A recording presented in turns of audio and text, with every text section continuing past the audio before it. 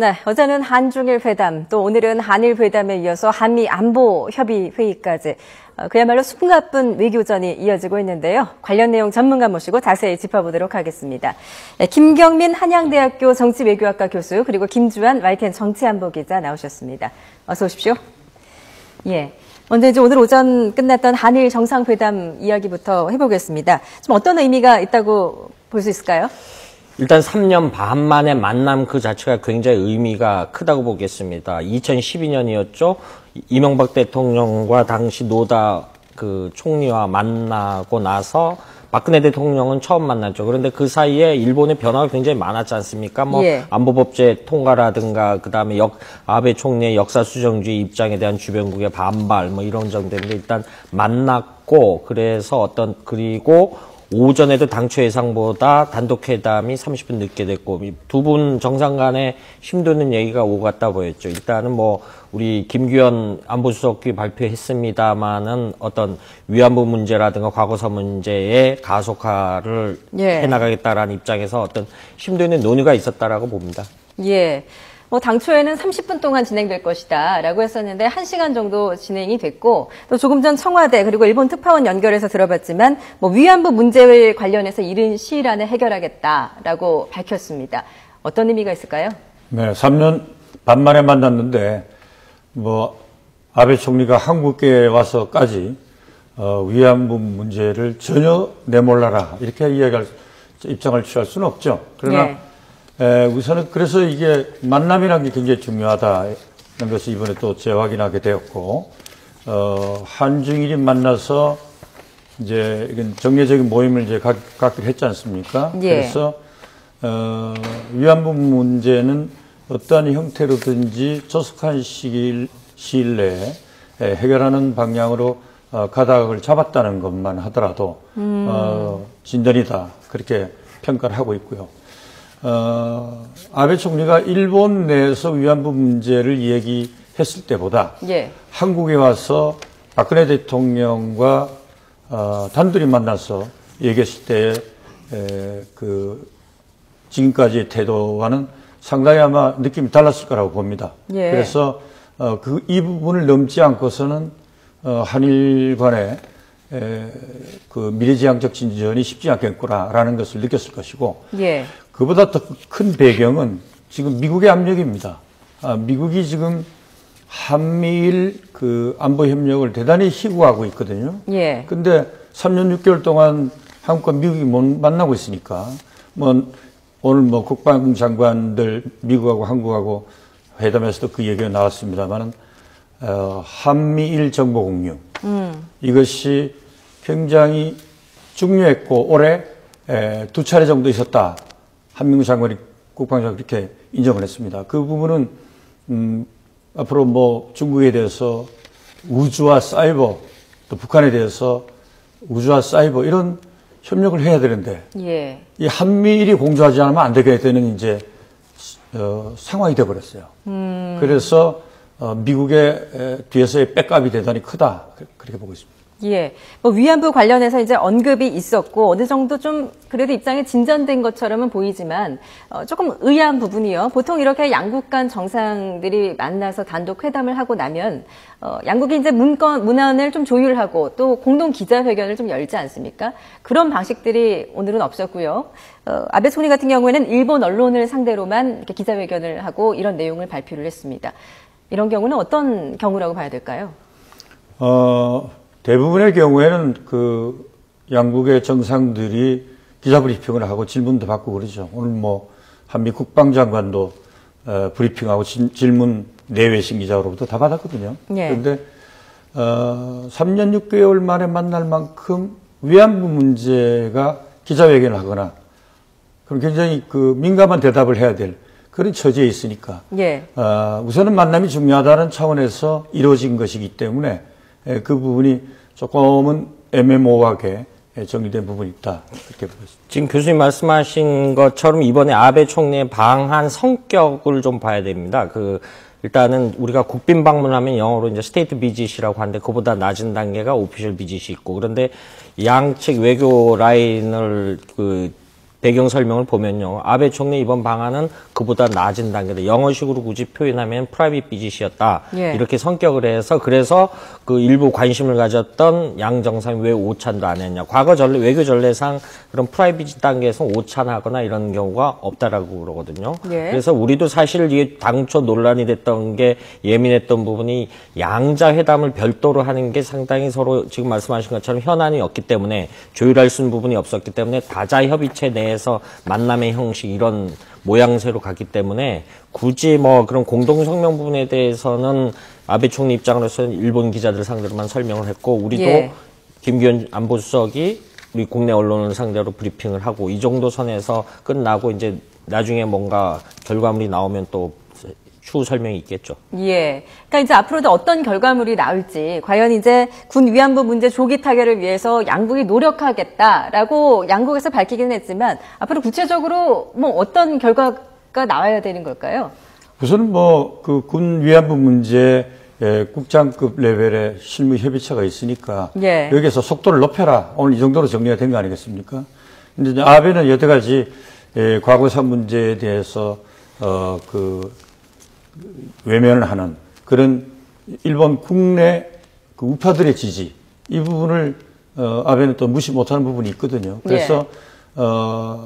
직접적으로 그 명료하게 군대 위안부 문제를 언급할 수 있는 처지는 아니었다고 그렇게 봅니다. 그러나 이 문제에 대해서 우리가 그 박 대통령이 비공식으로 만나면서까지 얘기를 했기 때문에 예. 어떠한 형태의 그 결과물을 일본이 내놔야 되는 그런 외교적 부담은 안게 되었다 이렇게 봅니다. 예, 일본이 어쨌든 이 군 위안부 문제와 관련해서 외교적 부담은 갖게 됐다. 그리고 어느 정도의 그 정도의 그 진전 있는 입장은 표현을 한 것이다라고 보시는 거군요. 예, 알겠습니다. 그 또 논란이 됐던 문제가 이제 일본 자위대 유사시 그 한반도 진출 문제인데요. 이전에 뭐 일본 방위상의 발언도 있었지만 이 부분에 대해서는 좀 어떤 논의가 있었습니까? 어느 정도 있었다라고 추측을 하겠죠. 그러니까 양측에서 지금 설명을 안 하는데 워낙 이것도 현안 중에 하나이기 때문에 북한 급변 사태라든가 이런 거 부분이 과거 6.25 전쟁 때 일본이 그 소해정을 동해 원산 앞바다에 보낸 이런 형태의 추가적 형태의 발전된 형태의 어떤 한반도 유사시에 개입을 하겠다라고 이미 일본의 속내를 드러낸 거거든요. 이 부분에 예. 대해서 근데 이것이 우리 주권을 침해하는 부분이기 때문에 이 부분에 대해서 어떤 가이드라인이라든가 이런 게 있었으리라고 추론할 수 있을 것 같습니다. 실질적으로요. 이제 북한이 1998년 8월 31일 날 대포동 미사일 발사 실험을 해서 그게 일본 열도를 넘어갔거든요. 그것 때문에 일본이 첩보위성을 갖게 됩니다. 그 첩보위성 4기 체제를 구축했고요. 우리 첩보위성 체계보다 훨씬 정교하고 숫자도 많습니다. 그리고 고고도 미사일 방어 체계, 사드를 완성을 했습니다. 북한이 98년 대포동 미사일 발사하고 나서 그 이전까지는 우주를 군사적으로 이용을 못하게 정의원 이름으로 선언이 돼 있었어요. 그러니까 이것은 지금 우리가 왜 만약에 북한에서 일본을 공격하게 되면은 헌법상 우리 영토인데 일본에게 뭐라 말하라 할 지금 이전에 이미 98년도부터 이미 진전이 돼버렸어요. 일본이. 예. 그걸 우리가 지금 알아야 됩니다. 최근에 국내 언론은 안 나왔는데 며칠 전에 일본 언론에 나왔던 얘기인데 일본 언론이 스탠다드 미사일이라고 이지삼에서 발사하는 고고도 미사일 방어체계 26기를 일본 전역에 배치했다라고 발표하거든요. 이런 것이 그러니까 우리가 미사일 방어체계는 고고도에는 사드가 있고 지금 스탠다드 미사일 SMC라는 것이 있고 지상 배열 밑이 GMB라고 하는 GBM이라고 하는 미사일 방어체계가 있습니다. 일본은 이미 선언했고 교수님 말씀하셨듯이 북한이 어떤 핵실험이나 할 때마다 일본은 특히 중거리 미사일에 대해서 자기들이 위협을 굉장히 느끼기 때문에 이 부분에 대해서 했고 이걸 가지고 그런 일본의 입장에서는 확장된 어떤 방어 개념으로 해서 한반도 유사시에 개입할 논거가 된다. 왜냐하면은 미사일이 중거리 미사일은 일본 열도로 날아오기 때문에 이거를 타격을 하겠다 이런 입장이기 때문에 이 부분은 앞으로도 논란은 끊임없이 계속될 거라고 논란이 봅니다. 이 정도입니다. 예. 어느 정도냐면 아베가 총리 되기 전에 북한이 미사일 발사를 했으면 그걸 깨부시기에 가장 효과적인 단계는 뜰 때, 가속도가 붙기 전에. 그래서 선제 공격하겠다까지 이야기한 사람입니다, 저 사람이, 아베가. 그러니까 지금 우리가 북한이 미사일 발사하게 되면 일본이 거기에서 뭐 북한 지역에 대해서 작전, 이 개념보다 훨씬 이전에 이미 시작이 돼 버렸어요. 예. 예. 그거를 우리가 알아야 됩니다. 예. 한일 정상회담 얘기는 여기서 좀 접고요. 저희 한미 국방장관 연례한보 협의회 이야기도 좀 해보겠습니다. 일단 뭐 북한의 핵 미사일 위협 등에 대비한 입장, 동맹 강화 방안, 여러 방안들이 논의됐는데 오늘 논의된 내용 중에서 가장 핵심이 어떤 거라고 보시나요? 16개 중에서 한민구 장관이 공식으로 발표한 SLBM, 잠수함 탄도미사일 대비 등 해서 미사일 이행 지침을 승인했다. 이 부분이 굉장히 주목할 만한 부분이고, 그리고 또 양국 국방장관이 한 것 중에 북한의 핵과 미사일이 심각한 위협 수준이라. 그런데 지금 그전에 작년부터 우리가 논의됐던 킬체인 방안 중에 하나가 4D의 개념이라고 있거든요. 어떤 탐지하고 교란하고 목표물을 타격하고 한다라는 어떤 킬체인의 6단계를 4단계로 죽인다. 킬체인이라는 것이 먼저 보고 먼저 타격한다는 거거든요. 이것은 좀 언론에서 나중에 추가를 하겠습니다만 한미 양국이 작전계획 5027을 5015로 바꿨거든요. 그러니까 일종의 우리가 말하는 참수작전 개념이 들어서 북한의 미사일이 발사 조짐을 볼 경우에는 선제 타격을 한다. 이 개념을 이번에 어느 정도 작전 계획을 확정했다. 이렇게 볼 수도 있을 것 같습니다. 그러니까 한미 간의 4D 작전, 지금 뭐 탐지, 교란, 파괴, 방어 작전이라고 하는데요. 이 이행 지침이 승인됐다라는 건 선제 타격을 할 수 있다라는 의미로 받아들여야 된다고요? 네, 선제 타격을 할 수도 있다는 의미도 되고요. 그러나 중요한 게 이번에 disrupt, 교란이 들어갔다는 겁니다. 아, 교란? 교란이라는 것은 뭐냐면 이란의 그 협상이 마무리가 됐지 않습니까? 그러니까 원심 분리기 교란을 시켰죠. 미국이 오히려 사이버 해킹을 했습니다. 그러니까 원심 분리기라는 것은 초음속 속도로 돌아야 됩니다. 그걸 삐걱 돌아가게 만들었죠. 그러니까 이제 만약에 북한이 미사일이 뜨면 과거에는 가서 근처에 가서 터져가지고 센서가 작동을 해서 그 미사일 파괴했는데 이제는 직격을 합니다. 근데 그것도 모자라서 이제는 사이버로 소프트웨어를 조작하면은 원래 날아오던 궤도를 바꿀 수가 있죠. 그래서 이번에 캐스턴 미국 국방장관 한민구 장관이 합의한 것 중에 중요한 것이 우주 사이버입니다. 우주 사이버. 우주 사이버요? 그러니까 사이버이라는 것은 지금 북한도 한국에 대해서 해킹을 하고 있고 심지어 일본 같은 나라도 1년에 한 500만 건 해킹을 당합니다. 그래서 해킹 방어 시스템 굉장히 발전시키고 있죠. 북한 같은 경우도 이 사이버 관련해서 굉장히 뭐 많은 공격들을 하고 있지 않나요? 그럼 돈 안 들이고 남의 나라 괴롭힐 수 있는 가장 효과적인 비대칭 전력이죠. 그래서 이제 미국이 지금 사이버 전력을 굉장히 증강시키고 있습니다. 그러니까 북한이 앞으로 핵 미사일을 대처하는 데 있어서는 직접적인 하드웨어의 직격탄 수준도 있어야 되겠지만 사이버 능력, 그 다음에 그것을 우주에서 파괴하려고 그러면 우주 정보가 서로가 공유가 돼야 될 거 아니겠어요. 이런 것들이 지금 굉장히 진전되고 있는 현대전의 양상이고 또 한미 간의 합의를 보고 있고 그 다음에 한국과 일본과 그 다음 미국이 정보 공유를 해야 되는 이유입니다.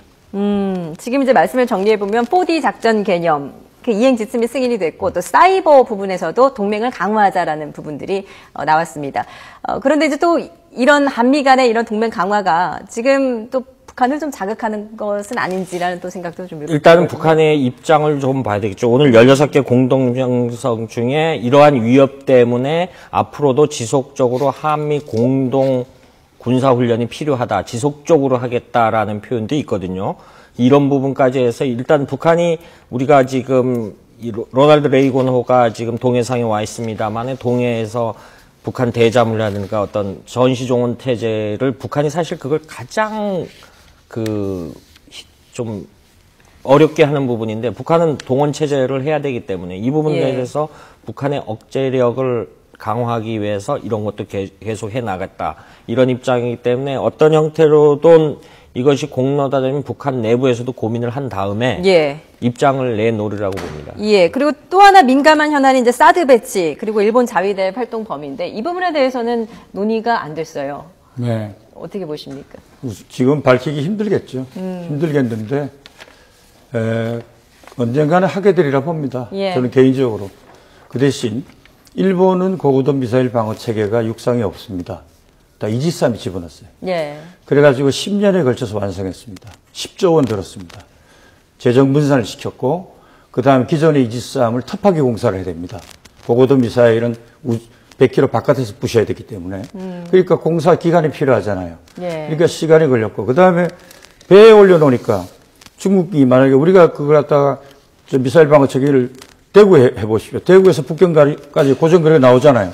배에 집어넣으면 이동하니까 그 부분도 피할 수 있고 그래서 일본은 이지스함 6척에 다 집어넣었고요.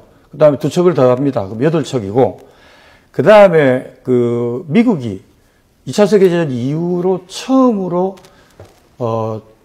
전함을 일본 요코스카에 증강시킵니다. 그게 뭐냐면은 미국하고 일본하고 이지스함 총동원해가지고도 모자랄 때는 어떻게 하느냐를 한국에게 메시지를 주고 있는 거예요. 이거를 안 할 수는 없을 텐데 이게 이제 단지 주변국에 대해서 우리가 그 위협을 안 느끼게 하면서 우리나라도 재정 부담을 줄이고 그다음에 미사일의 시대이기 때문에 예. 이걸 해야만 또 우리가 미사일 기술을 발전시킬 수 있어요. 예. 도리가 없습니다. 앞으로의 또 협의 과정도 지켜봐야 될 것 같습니다. 지금까지 김경민 한양대학교 정치외교학과 교수 그리고 김주환 YTN 정치안보 기자였습니다. 말씀 잘 들었습니다.